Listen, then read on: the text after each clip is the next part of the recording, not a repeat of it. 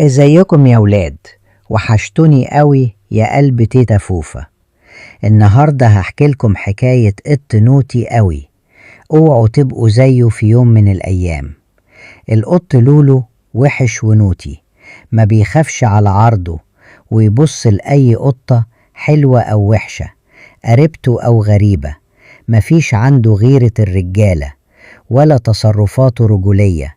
ولو حد اشتكى، أمه القطة الكبيرة تقول ابن سيد الرجالة، وهي اللي بوظته لأنها معلمتوش يعني ايه الرجولة، وإن العرض غالي، والقريب والغريب لازم نحافظ عليه لأن ربنا أمرنا بكده.